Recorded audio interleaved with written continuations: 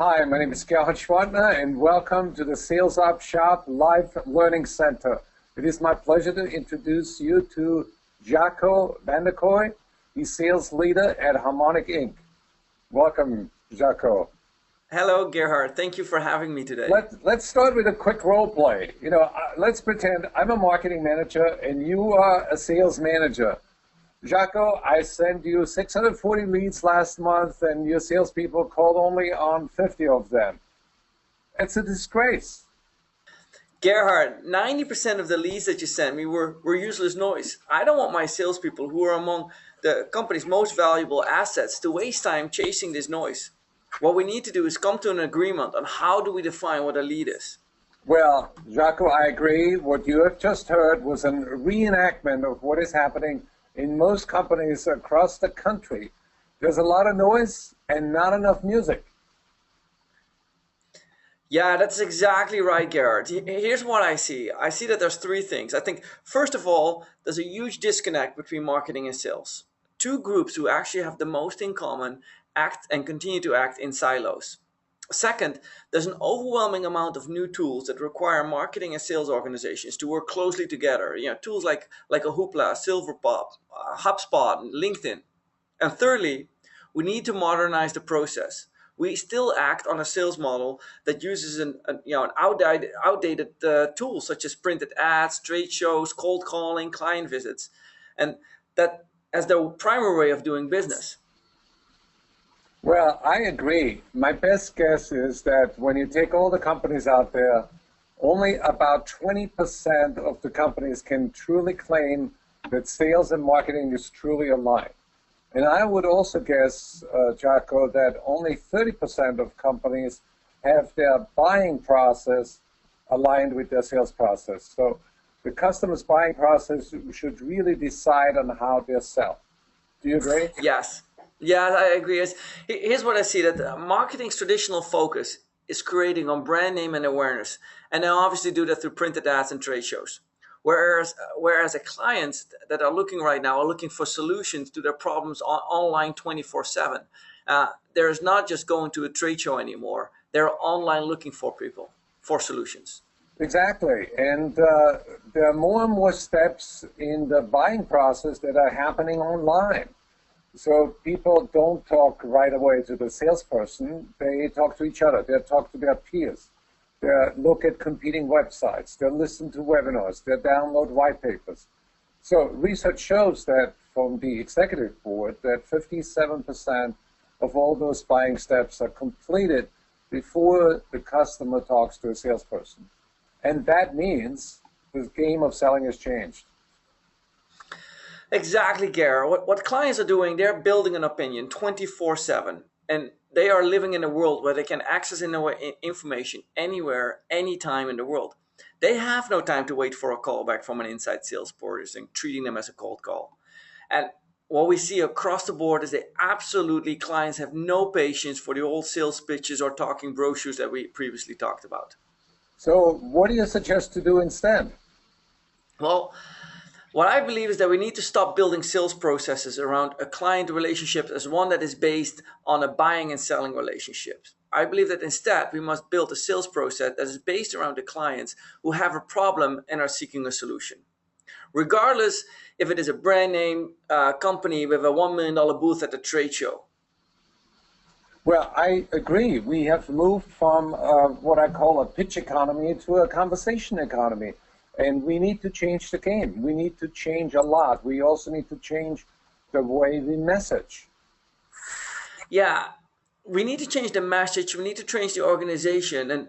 And one of the things that I deal with here at Harmonica is to realize that this happens at every part of the sales organization. From a Harmonic perspective, this impacts the inside sales team as much as it does the more consultative B2B sales teams, as well as the very strategic account executives that we have calling on the company's largest accounts. This does not impact just one area, it impacts the entire chain.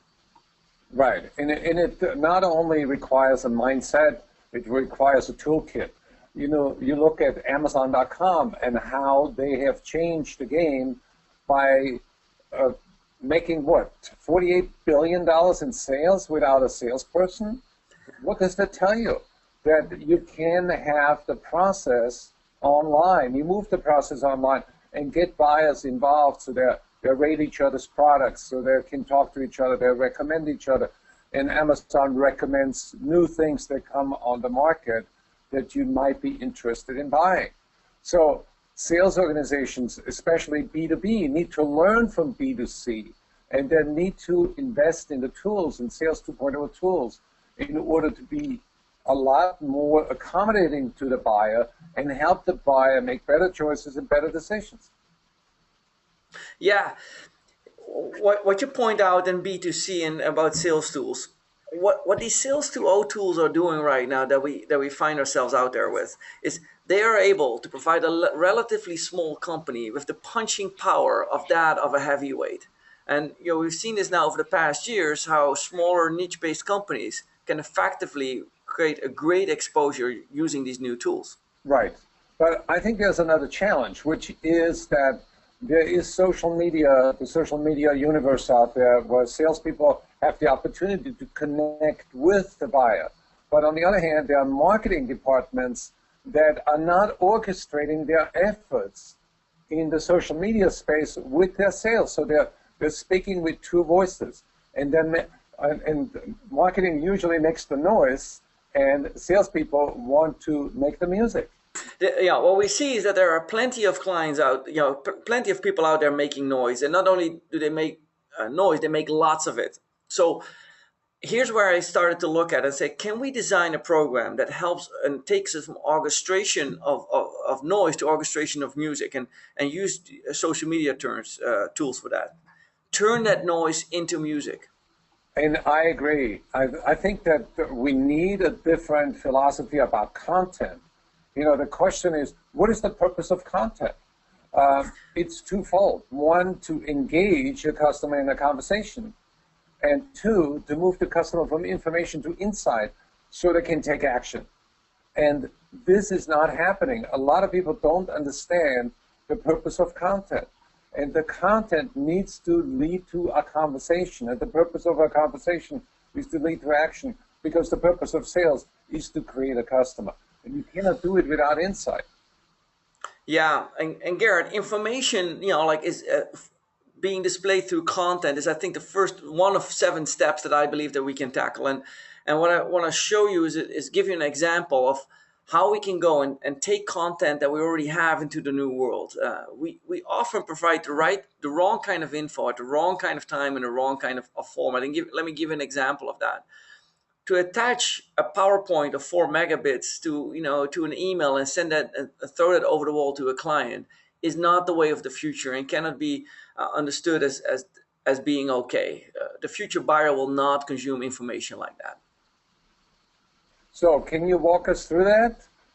Yeah, let me give you an example. So in this case of a PowerPoint, still there's plenty of B2B companies out there who are attaching a PowerPoint or a PDF to an email and send it to a client. But what I believe what we instead need to do is, instead of attaching these, is we need to, instead of attaching them as a format to an email, as a file to an email, I believe that we can upload these in programs like a SlideRocket, or create a Prezi out of them, or upload them in a Box.net account if it's a file, and share the link. In other words, you never let the content go across in its native form. You always maintain control over it. Now, one of the great things that it does, it gives you great viewer statistics in addition to the ability to change on the last moment. Now, once we have started to share this amount of content, we effectively are able to monitor what the life cycle is. We can limit it in time. We can limit it in content, only a certain amount of slides. So these tools, what I believe now, are make your content available 24/7 anywhere in the world. They encourage engagement. They can be shared inside the corporation. You can get comments that you can get back on that. And on top of that all, it allows you to watch viewer metrics. These are things that we don't have per today by attaching something inside an email. Are you saying that we should measure the relationship development process by measuring the views, the likes, the follows, so we can get to an engagement ROI? Absolutely. I like to think of content the same way that studio do. The way how they create it and the way how they distribute and provide it. Studios, Hollywood studios, they understand the value of content.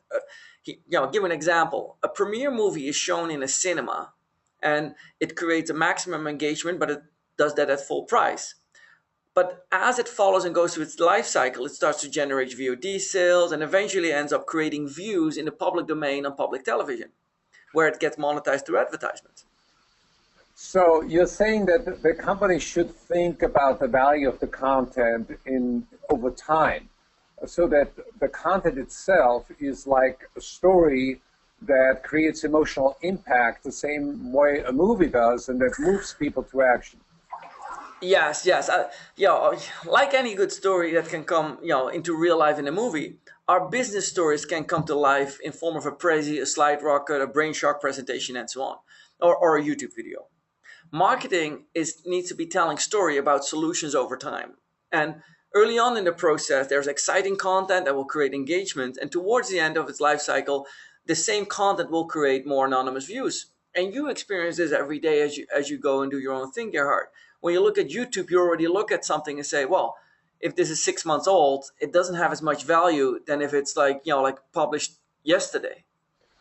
So how do we create sort of a content ecosystem that some of them create views, some of them create followers, some of them create action?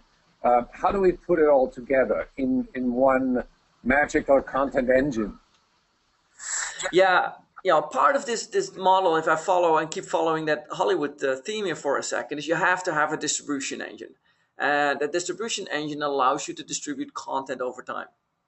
So if I can mix and match a variety of tools to create a powerful B2B engine, then I can start to leverage the benefits of that content that we have created. So imagine this engine where we can provide valuable research through a blog post that results in followers. We then at the same time can promote this content via Twitter and then it creates views. And after that, we can share the content through LinkedIn, which then provides context because you're not only sharing it through Twitter anymore, where there's somewhat of an anonymous reader behind.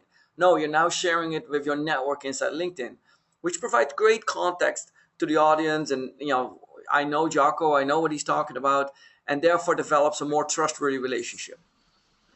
When I look at your LinkedIn profile, which I've done earlier today, I noticed something really interesting that your profile is a true reflection of who you are, but also it's aligned with what your company stands for. So you're really, as an individual, enhancing your social reputation, and you enhance the social reputation of your company. And I found that very intriguing. A lot of companies don't think that way. So you also have a lot of endorsements on LinkedIn, which means that people that you have connected with, they pay you back for your social contribution. So I see social media really as an investment we make in other people by contributing to the benefit of everybody, and then we get back. Yeah, and thank you for saying that. Yeah, I definitely believe that the role that we play in sales is that of building relationships between those who have a problem and those who have the solution. So I appreciate you noticing that. But in this world where I'm now as a person and connecting with a person who has a solution, I'm having all these tools that I can communicate with, I found that there was still a very important step missing. And for me, what I found missing was, how do we synchronize this content and this distribution engine? What is the beat that we're going to listen to and like a heartbeat that we synchronize on? And the reason I say this is there's so many companies out there that I find that are just like screaming from the top of their lungs on Twitter and on LinkedIn with messages either at a high frequency or like they're beating the same drum over and over again. And that is, to me, a lot of noise. And so how do we step away from that? And what I found that the best way to do that is we need to distribute that, we need to synchronize that engine and that content to something. Otherwise, we're just making noise like everyone else. So what you're saying is that we really need to match the content to the buyer's journey. And I think that is a big challenge because a lot of companies align the content to their own processes, which doesn't make sense. Absolutely right. Since I don't think I've ever heard a salesperson who said, "Hey, I just got a call from a client, and he asked me to move him from cold lead into opportunity." That is just not the word. What the client says is, "Okay, you helped me identify a problem. Now talk to me about solution." So why don't we talk about those as the new stages? And that I refer to as the client journey. And here's how that works, right? I see that the client who goes on a journey is somebody who sits around at at 9, 10 o'clock at night. He or she has a big problem that like is driving her mad. And as she sits behind the computers and Googles for a couple things, she suddenly comes across this scientist that has a story to tell. And this scientist says like, "Look, I came up across on this problem, and here's how I found a solution to it, and this is what I started doing with it, and here's the result of it." Now that to me is reliable info. That video was shot like a month ago, 2 months ago. This is value that is provided to that person who has a problem, who's now suddenly seeing that the solution, valuable solution. Doesn't mean that she instantly makes a purchase decision, right? That's not needed. But I believe that this is the start of how a buyer goes on a journey and says like, "Look, that is credible. I want to listen. I want to hear some more to it." The client will be excited and started to share this video with their friends and say like, "Look," or with their colleagues and say, "Have you seen this? And how do we take this into account as part of our discussion?" So in this relationship, the client who has now learned from this will share their content with the team and do it for review. The same way we present this video is like research. Exactly, because somebody out there is looking for like, what do I do with my LinkedIn engine and Twitter? I don't understand it, right? So yeah, coming to think of it, this is exactly right. Now, how we can now measure with some of these tools that if what we're doing is successful for clients, because like in the past, it's very hard to measure, what is the value of a trade show and so on. But with this content, we can now see, is it being viewed? How much open rate do I have on my email campaign? Is it being shared and commented? What is the sentiment around it through the form of comments?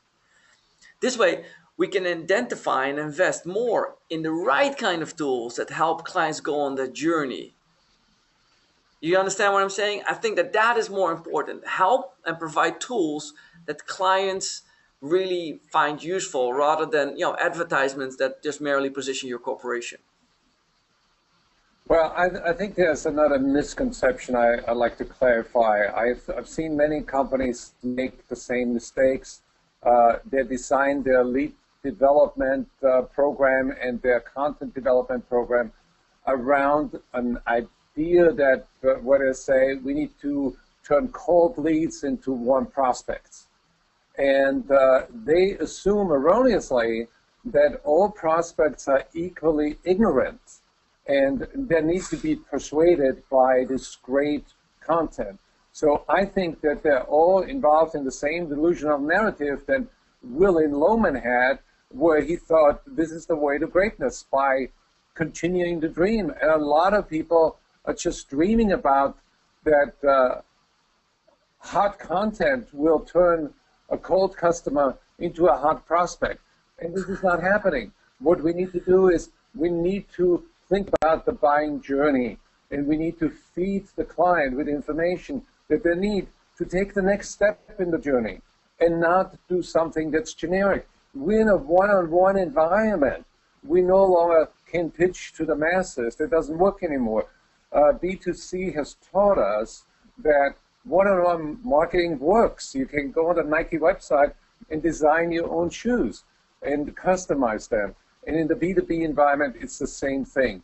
You have to be able to deliver content that customers can use to customize their journey. Bingo. I think that, the way how I look at clients, I do not look at my clients anymore, whether they are buying from me or not.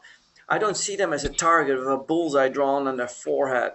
I see them as a curious stranger who wants to learn more. They want to know. Can I trust you with my problem? Can I tell you something and share it with you so you can help me find a solution? Are they going to tell me something new that I don't know yet? And if I trust you, are you going to help me discover a new solution to all these problems? Because if you are just a person trying to be a talking leaflet, giving me speeds and feeds, then maybe you're not the right kind of a person that can help me find that solution.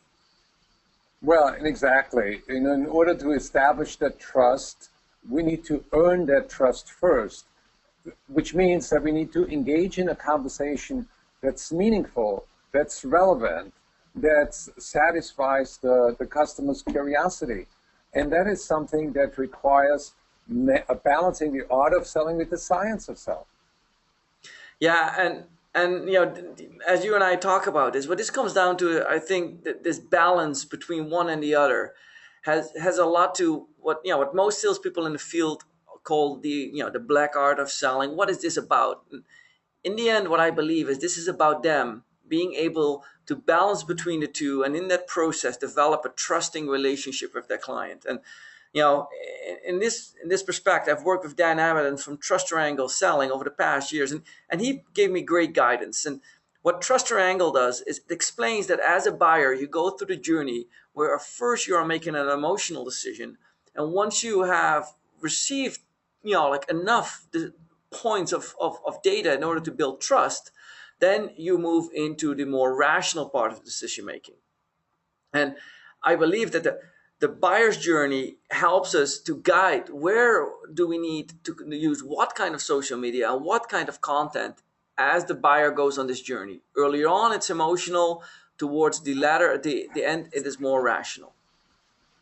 And the more the customer is emotionally satisfied and rationally satisfied, the more the trust goes up and the greater Yep. likelihood that they're going to continue the journey with you. And there's an old saying that selling is a process where you walk on the road of agreement together. So you take a step forward, the buyer takes a step forward. But if you lose them emotionally or cognitively, you're going to lose them and they're going to the competition. And that's why it's so important to stay in sync and lockstep with the client. And we need to create that experience online. Yeah, and I think this is where if we now have the engine, the distribution engine, and we add to that the content that we had, and now we are synchronizing that with the journey and saying, okay, at this particular point in time, I'm going to publish this kind of content. For example, to build trust early on, your campaign should highlight more industry-wide issues, and that should not necessarily come from your company. It could come from experts, analysts like Gartner. And as you then move through the journey, you can start to share more relevant research from credible sources and as they start, as these sources start to talk about the topic and the solutions that they're bringing to it, then maybe those people start to follow you. And as the journey then continues, you can invite them to say like, hey, that conversation that you were interested in, we are throwing this particular event with a bunch of speakers. Would you like to join us and see this, right? And that could be, at a trade show and so on and so forth. What we see is that as that buyer continues on their journey, it is with the use of information and providing accurate information that you end up building trust. Well, and that requires that collaboration between sales and marketing. Salespeople can contribute a lot to that by sharing stories that they bring from the field, share them with marketing, and then marketing can orchestrate those stories and make them available online, or marketing can create their own story and engage customers. But the big step forward comes only if we realize that we have to stop making noise. We have to start making music. And marketing wants to create the materials that are in tune with what the client wants to hear. And salespeople need to be in tune with, they need to be emotionally sensitive and craft stories that are relevant and memorable for the client. Yes. What we can now do with all this information of all the 3 or 4 different pieces that we put together, I created like 9 action items out of them. And what I thought would be useful, like still I'm in sales, as you know, is give people something to walk away from this. What are the things that I can do now? How can I start? So here's what I've created, and as you'll see, I created these 9 action items. Well, and we are going to continue to discuss those steps on the Sales Up Shop, and we invite you to join the conversation with your peers and share with us what works and what doesn't work. And that's what we're all about. We want to establish better relationships in the sales operations community so we can make sales operation problems vanish. Yes. And you said it before. We talked about silos. We talked about going on the road together. You take one step as a buyer, and the other seller takes one step. What I find is that in this journey of online selling and marketing and finding out, it's a journey we're on together. These challenges for a lot of people are too big for a single person to face. And I attended recently Sales 2.0 conference. This was clearly visible. Half the audience was marketing leadership, half the audience was sales leadership. And I think that that is where the solution lies. Let's help together and let's have a discussion about how we're going to solve this problem. And I think another insight is by virtue of the fact we're doing this online, on video in high def, we cannot be everywhere, but with video, we can reach anybody, anywhere, 24/7. And we're going to continue to do so. So tune in to the salesupshop.com, invite your friends and your peers to join our community. And the goal is to make sales operation problems vanish. Thank you. Thank you very much.